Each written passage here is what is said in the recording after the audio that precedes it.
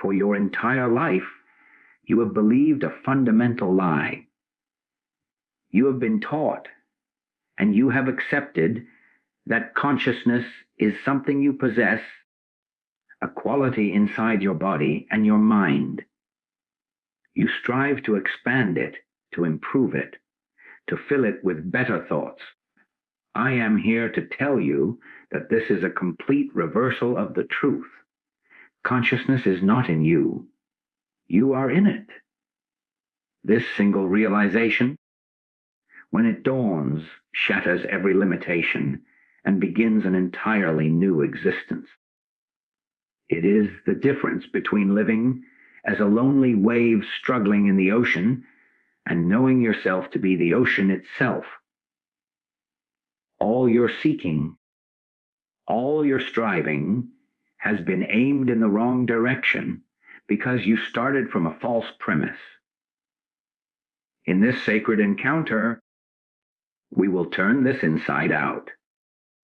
We will move from the illusion of personal, limited awareness into the boundless reality of the one infinite consciousness that is your true source and substance. This is not an intellectual exercise, it is a spiritual awakening. Be prepared to surrender everything you think you know about yourself. If these words resonate as truth within you, if you feel the stirring for a life lived from this reality, then you are called to participate.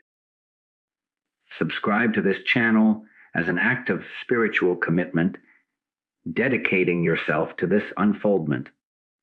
And below, comment the number OWN, a sacred symbol of your recognition of the one divine consciousness in which we all live, move, and have our being. Now, let us take that first point and look at it with full attention. The common belief, the one we have all carried since childhood, is this: I have consciousness. I am here inside my head, behind my eyes, and within me is this thing called awareness, this field of thought and feeling. It is my personal property. I am the owner of it, and so I spend my days trying to manage it, improve it, fill it with good thoughts, and eject the bad ones, expand it through study and effort. This seems so logical, so self-evident, that to question it feels absurd. But it is the very root of every struggle, every sense of separation, every feeling of being a lonely island of self in a vast, unfeeling universe. Think of your daily life. You wake up, and immediately the mind begins its inventory. I am tired. I have that meeting today. I need to remember to send that email. The entire day is a procession of these claims. I am worried. I am happy. I am confused. I am seeking peace. In every instance, you are positioning yourself as a central, fragile entity that contains these passing states. You are like a small cup, and you believe your consciousness is the water inside that cup. When the water is turbulent, you are anxious. When it is calm, you are at peace. When it is empty, you are depressed. Your entire life's effort becomes an attempt to control the quality of the water in your cup, to strain it, to sweeten it, to protect it from being shaken. This is the exhausting, endless labor of the personal sense of self. But what if you are not the cup? What if you are not even the water? What if the very substance of your being is not contained, but is itself the container? This is the revolutionary shift. The truth is not that you have consciousness. The truth is that consciousness has you. You are not a thinker thinking thoughts. You are a thought appearing in the infinite mind. You are not a wave struggling to exist in the ocean. You are a temporary formation of the ocean itself. The wave does not have wetness. It is an expression of the ocean's very nature. In the same way, you do not have consciousness. You are a localized expression of the one, indivisible, infinite consciousness that is the substance of all being. See how this turns your daily experience inside out. That feeling of a quiet mind on a peaceful morning, you have always called it my peace. But where did it come from? Did you manufacture it? Could you, if you tried with all your will, command it to appear at 3 p.m. during a stressful conflict? No. It came to you. It visited you. It arose within the vast field of consciousness, and you, the personal sense of self, experienced it. The profound thought that suddenly solves a problem. The surge of compassion that moves you to help a stranger. The breathtaking beauty of a sunset that stops you in your tracks. These are not products of your personal, limited mind. They are visitations. They are movements within the infinite consciousness in which you are floating. You are the witness, the experience, not the source. This misunderstanding is why prayer so often feels like begging and seeking feels like striving. When you believe consciousness is inside you, you pray to a God outside, separate from you, and you seek a peace that is elsewhere. You are like a fish in the ocean frantically praying for water, seeking a special delivery of wetness, all the while completely immersed in the very substance it desires. Your feeling of lack, your sense of being unfulfilled or incomplete, springs directly from this fundamental error of location. You are seeking what you already and eternally are in. So the work is not one of acquisition, but of relinquishment. It is not about getting more consciousness into your cup, but about seeing through the illusion of the cup itself. It is a gentle, persistent letting go of the claim of ownership over every thought, every feeling, every experience. When anger arises, instead of saying, "I am angry," which reinforces the small self as the container of anger, you might pause and realize anger is appearing. It is moving like a weather pattern through the vast sky of awareness. That awareness, pure, silent, and untouched, is what you truly are. The anger is a temporary cloud within it. You are the sky, not the cloud. This is not a mental trick. It is a profound reorientation of identity. It is the difference between being a prisoner in the room of your own mind and being the spaciousness of the room itself, in which all things come and go. This realization does not make life passive. On the contrary, it makes life infinitely more responsive and alive, because you are no longer reacting from the cramped, fearful perspective of a fragile container trying to protect its contents. You begin to act from the clarity and spontaneity of the consciousness that is expressing itself as you. Insights come more freely. Actions are more aligned. Love flows without the blockage of a personal I trying to own it or direct it. You live from a place of being lived, of being expressed, and in that you find a freedom and a power that the personal self, in all its striving, could never imagine. Now, having felt the initial tremor of that truth, that you are not a container of consciousness, let us move deeper into the natural consequence. If consciousness is not your personal possession, then your fundamental sense of self must undergo a radical relocation. You are invited to move from the cramped, isolating standpoint of being a separate, conscious entity and to discover yourself as a living, breathing presence within an infinite, intelligent field of awareness. This is the shift from possession to presence. You are not a you, that I has awareness. You are awareness itself, presently expressing as the unique experience you call your life. Consider the simple act of looking at a tree. Your habitual, unconscious understanding of this event is, I, a separate self located behind my eyes, I'm looking at a separate object, the tree, which is outside of me. This creates an immediate and unbridgeable gap. A subject-object split that defines your entire perceived reality. All relationships, all experiences are filtered through this sense of distance. You relate to the world, to others, even to your own body, from across this gulf. But look more closely with a willingness to let go of the ancient assumption.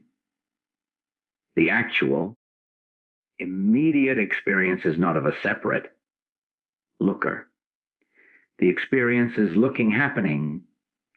There is the vivid color of green, the texture of bark, the play of light and shadow, where, in that pure sensation, is the separate you. The you is a story added later. The immediate reality is a seamless event of perception occurring within consciousness. The tree is not appearing to you. You and the tree are both appearances within the one seeing. This is not a philosophical abstraction. It is the key to ending loneliness. Your deepest ache is not for more relationships, but to end the sense of fundamental separation that makes all relationships feel like bridges between islands. When you begin to sense, to truly feel that you are in the one consciousness, you realize that everyone and everything else is in that same here-ness. The substance of your being and the substance of the tree, the stranger, the star, is the same alive, aware presence. The walls of your skin no longer demarcate the limit of yourself. You are the space in which your body, your thoughts, and the entire world arise. The lover and the beloved, the seeker and the sought, exist within the same embrace. You can walk into a crowded room and no longer feel like a discrete package of nerves navigating other discrete packages. You can feel the room itself as a single field of aliveness, of which you are an intimate part. Your daily struggles with decision, making, and action are transformed by this. From the old view, you are a tiny captain on a stormy sea, frantically trying to steer your ship, using limited maps toward a distant, hoped for shore. The anxiety is constant because the responsibility is entirely on your personal shoulders. But from the standpoint of being Aeon consciousness, you begin to see that the ocean itself is intelligent. The very consciousness that manifests as the stars and the seasons is the same intelligence that formed your body and breathes you. Can you begin to trust it? Action then becomes less about personal willpower and more about listening, about becoming a clear conduit for that intelligence to move through. That sudden intuition, that compelling nudge to call a friend, to take a different route, to pause before speaking in anger, these are not random firings of your personal brain. They are the movements of the infinite within the finite. Your role shifts from being the anxious author of your life to being a faithful scribe, attentively recording and acting upon the dictation of a wisdom far greater than your personal mind. This is why the ancient instruction was, be still and know. The knowing does not come from the personal, you acquiring more data. It comes in the stillness when the clamor of the separate self sense subsides, and what is known is that you are that stillness. You are that knowingness. The peace you seek is not a state you will one day achieve and own. It is the very ground in which all your states of agitation and calm play out. You are not chasing peace. You are learning to recognize yourself as the unshakable peace that already is, right now, underneath the noise. When a problem arises, instead of the frantic mental circling from the perspective of a small self trying to fix everything, there can be a sinking back, a releasing into the vastness that you are in. And from that vastness, solutions often arise with an elegance and simplicity that personal striving could never engineer. This is the thrilling, practical secret. Living from presence, not from possession, is the end of the exhausting burden of being a separate self. It is the beginning of a life lived in grace, in communion, and in the direct, unmediated experience of the sacred intelligence that is expressing as everything, including the very awareness reading these words. So now you see the trap, the fundamental misdirection that has defined your entire search. You have been operating from a false premise, a phantom center. You have believed yourself to be a seeker, a spiritual aspirant on a journey from a state of lack to a state of fullness. You have taken courses, read books, practice techniques, all with the deep, unchallenged assumption that you, a separate entity, must improve, expand, or fill your own consciousness. This is the false foundation. It is like using a map that mistakenly places your hometown hundreds of miles from its true location. No matter how diligently you follow the directions, you will never arrive because you started from a point that does not exist. Look at your own seeking. You want peace. So you sit to meditate. And what is the unspoken goal? It is to achieve peace. To manufacture a calm state within your own mind. To finally get your personal consciousness to settle down and behave. The moment you do this, you have already failed because you have reaffirmed the central lie that peace is something you do not have, that it is a quality to be produced inside the container of you. The striving itself, the focused effort to quiet the mind, becomes a tense, subtle form of violence against your own experience. It is the self trying to fix the self, and it is an endless loop. The same applies to seeking wisdom, love, or power. You are like a man in a dark room, frantically searching for a flashlight, unaware that he is holding it in his hand, his own fingers wrapped around the switch. This false foundation makes a devotee of every religion, a practitioner of every philosophy, secretly exhausted. They are pouring infinite effort into a bucket with no bottom. The spiritual marketplace thrives on this era, selling you newer, better buckets. But the truth cannot be added to you, because you are already in it, so of it. You cannot acquire what you fundamentally are. The sun does not seek light. The ocean does not seek wetness. Your search for God, for the ultimate, is haunted by the quiet, desperate feeling of separation. Precisely because you believe you are the seeker and that the object of your desire is elsewhere. But what if the very awareness with which you seek, the very longing in your heart, is itself the first touch of the presence you desire?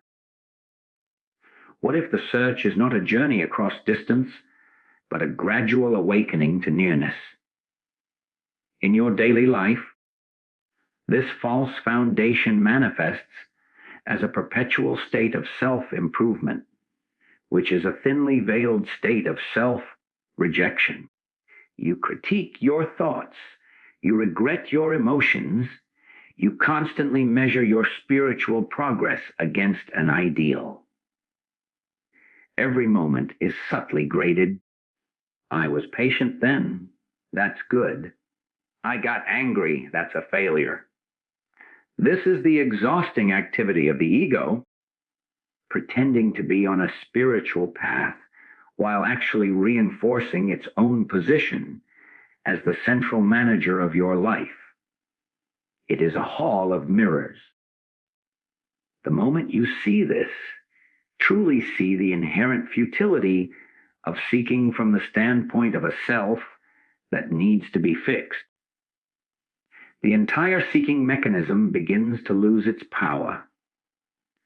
It is not that you stop meditating or praying or contemplating. You simply stop doing them, in order to get something. You do them as acts of surrender, of listening, of yielding the false sense of a seeker into the reality of what is already present. This is the great turning point. The energy that once went into striving now becomes available for awakening. Instead of trying to build a state of peace, you might simply ask, to what is this turmoil appearing? Not as an intellectual question, but as a sincere turning of attention. You are not analyzing the storm clouds. You are inquiring into the nature of the sky. The turmoil, the boredom, the fear, they are all objects. They appear and disappear. What is the consistent, unchanging subject? What is the aware space that holds all of these changing states? You cannot find it as an object, because it is what is looking. This is not a seeking that moves outward. It is an allowing that opens inward, a relaxing back into the source of your own being. When you stop seeking from the false foundation, life does not become passive. It becomes miraculously responsive. Insights dawn not because you wrestled a problem to the ground with your intellect, but because you release the wrestler. Right action arises not from a calculated plan of the personal will, but from a spontaneous clarity that moves through you. You will find yourself saying the right word without premeditation, being in the right place without intricate planning, understanding a complex situation without effort. This is the intelligence of the one consciousness functioning freely when the obstruction of the separate seeker, the one who thought it had to figure everything out from scratch, is seen through, Your life ceases to be a project of self-construction and becomes a revelation of the self that already is whole and complete prior to all seeking. The frantic search ends where it began, not with an answer you acquire, but with the profound, silent recognition that you are the very reality for which you sought. To move from the illusion of a personal self, managing its private store of consciousness, into the boundless reality of the one infinite consciousness. This is the transition from a life of constant adjustment to a life of graceful unfolding.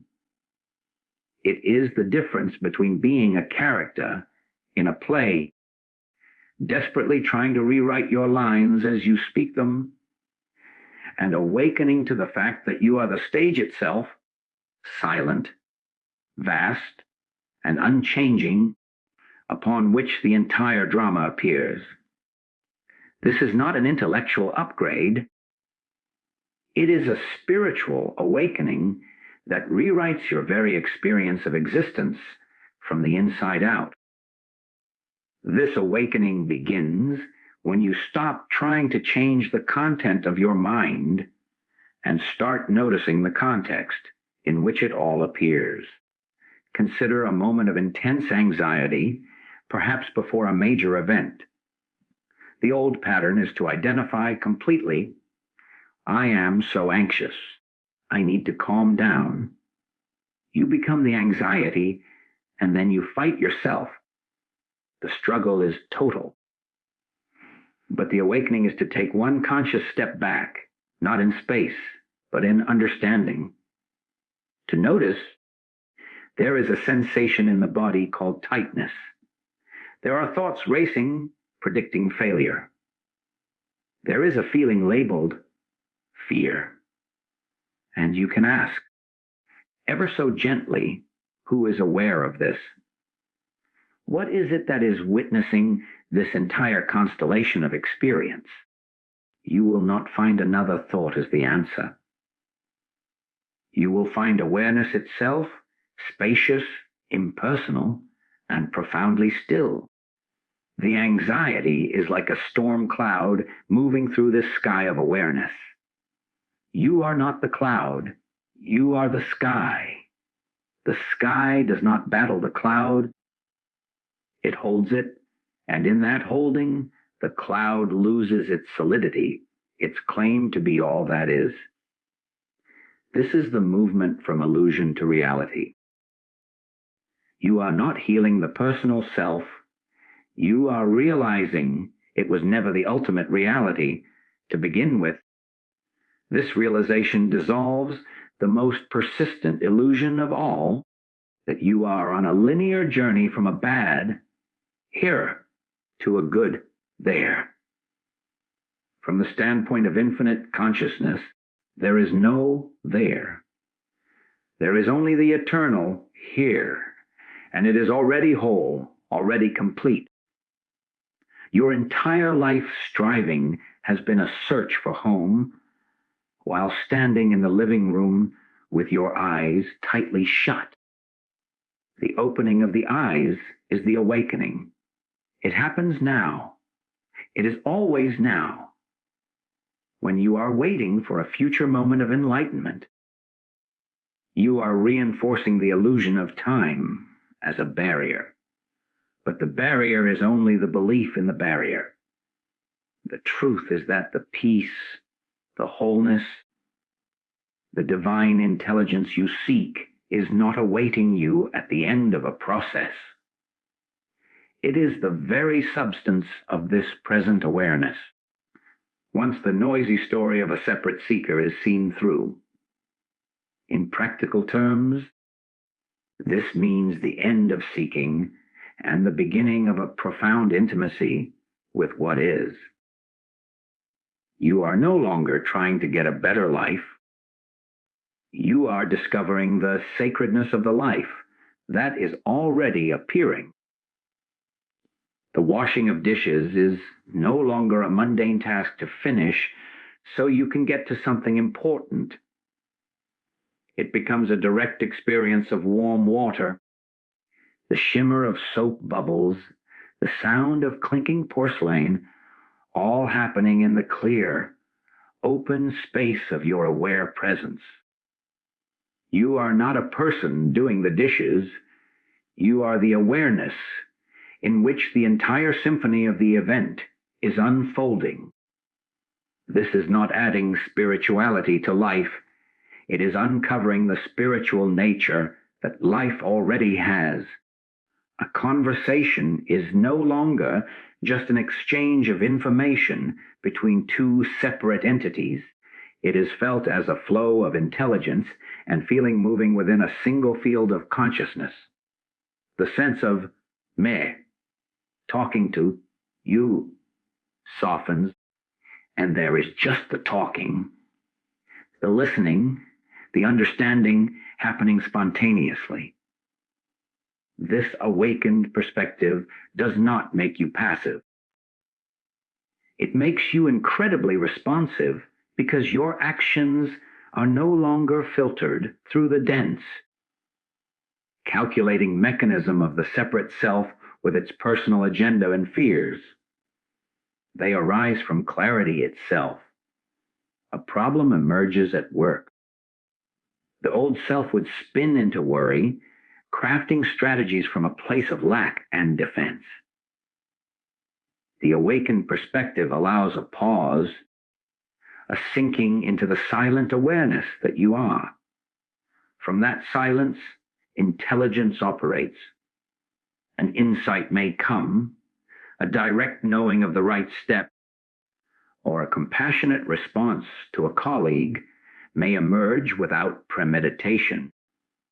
This is the infinite consciousness expressing itself uniquely as your form and action. You are not doing it. It is being done through you. The burden of being the personal author of your life lifts, and in its place is the effortless flow of being an instrument of a far greater harmony. The thrill is in this surrender, for in letting go of the illusion of control, you find yourself guided by a wisdom that knows no limitation, acting from a love that has no opposite, and living from a reality that can never be threatened.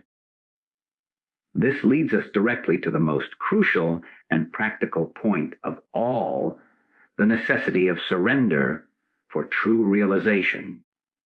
You have seen that you are not the cup, but the ocean. You have felt the shift from being a seeker to recognizing you are the very presence that is sought.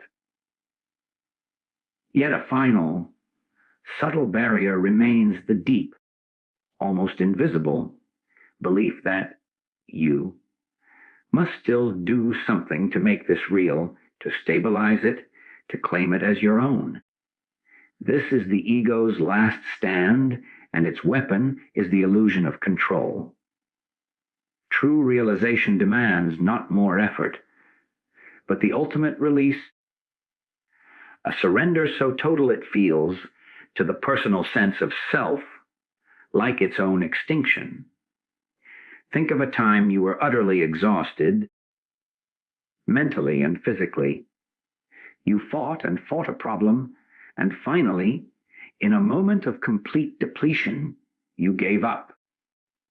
You literally threw your hands up and said, "I can't do this anymore." And in that very moment of surrender, what often happened? A wave of peace washed over you, or a solution previously hidden suddenly appeared. That is a tiny, shadowed glimpse of the surrender we speak of. It is not a surrender to the problem, but a surrender of the one who believes it is their sole responsibility to solve it, the separate, managing I.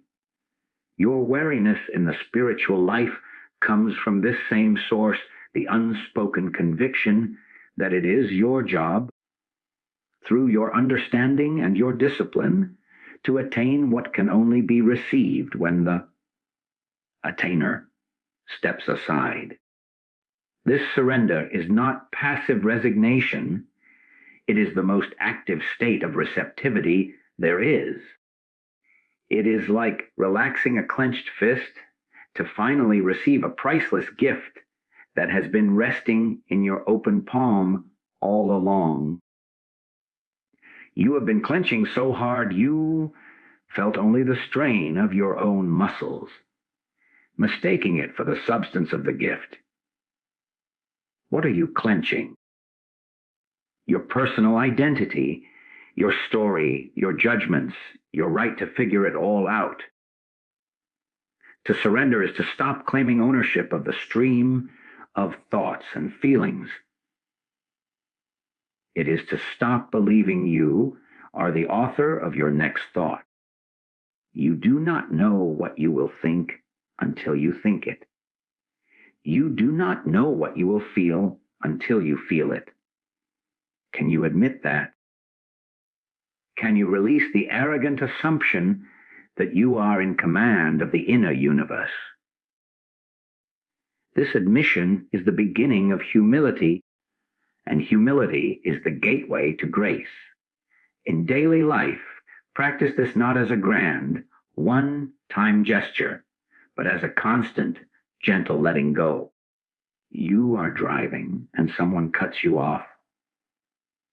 The immediate, conditioned reaction is a surge of anger, a tightening of the body, a narrative of insult. How dare they? I am right. This is the clenching. Surrender here is not about allowing bad drivers. It is about surrendering your claim to be the righteous center of the universe who has been wronged. It is to witness the surge of anger as a physiological, mental event appearing in the vast field of your awareness. You do not suppress it. You do not own it. You simply do not claim it as your essential self. You see it as a weather pattern passing through the sky. By not claiming it, you allow it to pass through without building a story around it that lasts for hours. The action you take, perhaps defensively driving more carefully, can then arise from clear intelligence, not from reactive personal offense, or consider a deep worry about the future, a financial fear, a health concern. The mind spins terrible tales. Surrender is not pretending the issue doesn't exist. It is the courageous act of saying, I, as the person I believe myself to be, do not have the solution. I surrender the burden of needing to know the future, to control the uncontrollable. You place the concern and the very identity of the one who is concerned into the hands of the infinite consciousness. You might say, I do not know, but awareness knows. Then you wait. You listen. You go about your day with an open heart. Guidance will come, not as a booming voice, but as an intuitive nudge, an unexpected opportunity, a deep sense of knowing the next step, or sometimes a radical peace that transcends the problem altogether. This is the intelligence of the whole, operating when the pot stops insisting on its own limited plan. This surrender is the final key because it aligns you with the fundamental truth. You are not the door. You are the being through which the infinite does. When you stop trying to commandeer your life, you become a clear vessel. Creativity flows without block. Love expresses without obstacle. Your relationships lose their transactional quality because you are no longer using others to bolster your separate self. You meet them from the open space of awareness itself. This is the sacred act to die to the illusion of the separate controller, and in that dying, to be born into the reality of the one life that lives itself perfectly, harmoniously, and miraculously as all that is. The thrill is in discovering you have nothing to lose but the prison you built, and everything to gain is what you, in truth, have never been without. This brings us to the culmination, the natural flowering of all that has been shared, the invitation to actively participate in this recognition. This is not an invitation to more striving, but to a conscious, deliberate communion. Understanding is one thing, living from that understanding is another. The truth of your being as an expression of infinite consciousness is not a secret to be hoarded. It is a reality to be embodied, a relationship to be cultivated with every breath. To know you are in the ocean is one moment of clarity, to learn to swim with its currents. To let it breathe you is the life that follows. How do you participate? Not by building a new spiritual persona, but by engaging in a sacred attentiveness to the present moment, where the only reality exists. Start with the commonplace. You are drinking a glass of water. Instead of doing it while lost in thought, bring your full attention to the experience. Feel the coolness of the glass, the weight in your hand, the sensation of the liquid moving down your throat. But here is the key. Do not do this as a small, separate observer inspecting an object. Do it with the question alive in your awareness. Where does this experience happen? The coolness, the weight, the taste, they are all sensations appearing. They are appearing within awareness, within the knowingness of them. Can you feel that? Can you sense that the entire event is unfolding inside the vast, silent space of your own being? You are not a person drinking water. You are the aware space in which the universe is expressing the phenomenon of drinking water. This simple act, done with this quality of attention, becomes a radical participation in the truth. This participation transforms your relationship with others. You are in conversation instead of being locked in the dualistic dance of me talking to you, listening merely to prepare your next response. You can shift. Listen from the depth of your being. Listen to the words, but also to the silence between them. Listen to the presence from which the other's words arise. In doing so, you are no longer meeting their personality with your personality. You are meeting the consciousness in them with the consciousness in you. The conversation is no longer two separate streams colliding. It is one stream flowing in a shared field. You will find your responses becoming more insightful, more compassionate, and often surprising even to you, because they are arising from that shared field of intelligence, not from your personal memory bank. This is participation as sacred interaction. Most importantly, you participate by turning your challenges over to this higher wisdom. When anxiety about a future event grips you, do not merely try to argue with the thoughts.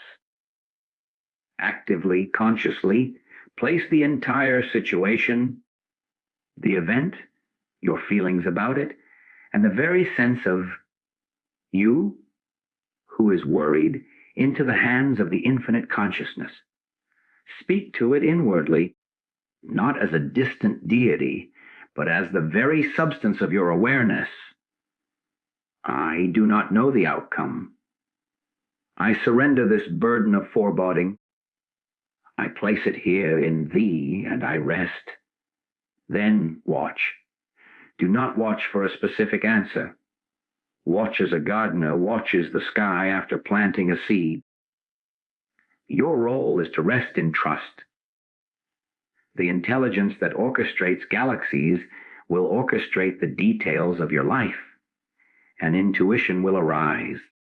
A circumstance will shift. A door will close, or one you never saw will open. Your participation was the act of surrender and the attentive waiting that followed. This is how you cooperate with grace. Ultimately, this active participation is a celebration. It is the end of the grim struggle for enlightenment and the beginning of a joyous co-creation with the divine. You walk through a park, and you consciously let the green of the trees be your own seeing. You let the song of the bird be your own hearing.